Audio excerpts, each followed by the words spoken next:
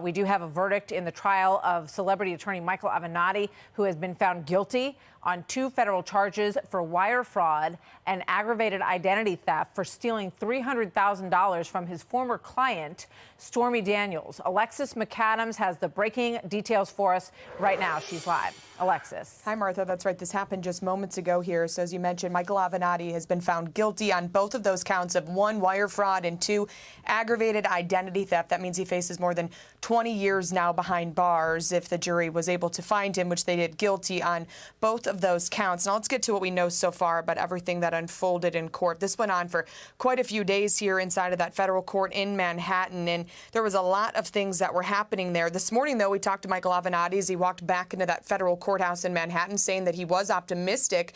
That trial, Martha, lasting about 10 days with 15 hours of deliberations after the prosecution called nearly a dozen witnesses, including Stormy Daniels. Now, the adult film star told the court that Avenatti lied to her every day for 5 months, claiming he cheated her out of nearly $300,000 in advance money from her book deal. Prosecutors say Avenatti used Daniels' signature to send a fraudulent letter to the publisher asking the company to put that money in a bank account that he controlled. So then the court detailing how Avenatti actually used that money on personal expenses like hotels, meals, and even a monthly payment for his Ferrari. So Stormy Daniels very upset about all of these developments while she was inside of that courtroom here in Manhattan. Avenatti, representing himself after he fired his public defenders on day two of the trial, said that he did this all because he had the good faith belief that he was owed the money and thought it was not wrong to take it from Stormy Daniels. Throughout deliberations, those 12 jurors told the judge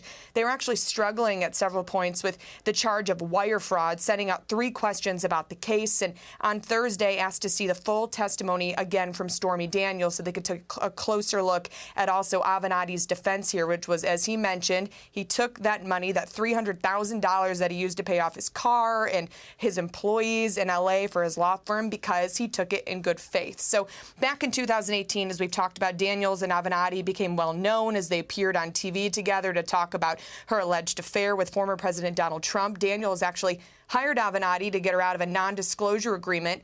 That NDA came from Trump's lawyer, Michael Cohen, at the time, who reportedly paid Stormy Daniels about $130,000 in hush money to stop her from speaking about her alleged relationship with Donald Trump before the election. So once again, just wrapping that up, Avenatti now facing more than 20 years behind bars after he was convicted here in federal court in Manhattan. And Martha, this is not the only case that Avenatti is dealing with. He also has to serve a 2.5-year prison sentence already for his conviction after he reportedly tried to extort Nike for $25 million.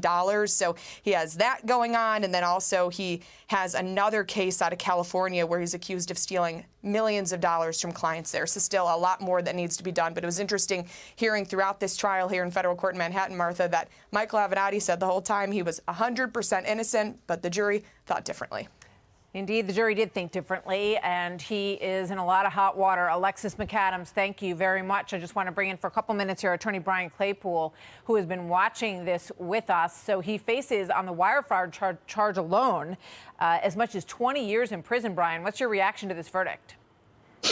Yeah, hey, Martha, great to be with you. I'm not surprised at all. I mean, I think the evidence was pretty clear that he sent a letter to Stormy Daniels' publisher pretending to be her and said, hey, send that first advance into Michael Avenatti's client trust account. I mean, clearly he was intending to defraud her. And quite honestly, I'm surprised that the jury took so long, because a lawyer with integrity, Martha, their best defense here would have been, hey, I have an engagement letter, right, with my client that sets forth how much money I'm supposed to get for helping you get a book deal. Where's that engagement letter? There was no engagement letter. That would have been his best defense. So his human behavior alone, I think, convinced this jury that he intended to defraud her, and he never had any reasonable belief that that money was his. Yeah, we're going to be with Admiral Kirby in just a second. I just have, one more question for you. He chose to defend himself. Do you think that was a mistake, given how this played out? I think it's always a mistake to have a defendant represent themselves. I think you need a neutral voice.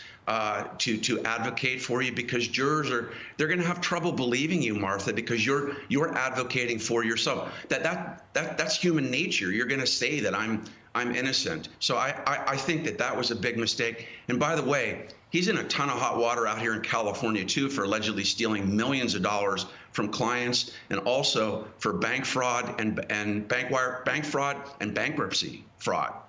Well, it wasn't that long ago. He was a star of other cable news networks, and some were even suggesting that he should run for president. I think he suggested that at one point. Brian Claypool, the story of Michael Avenatti, a major fall from grace for him as he's convicted today on wire fraud and aggravated identity theft. Mike, thank you very much, Brian. Good to have you jumping in here for us on the breaking news. We appreciate it. Thank you. Hey, Sean Hannity here. Hey, click here to subscribe to Fox News YouTube page and catch our hottest interviews and most compelling analysis. You will not get it anywhere else.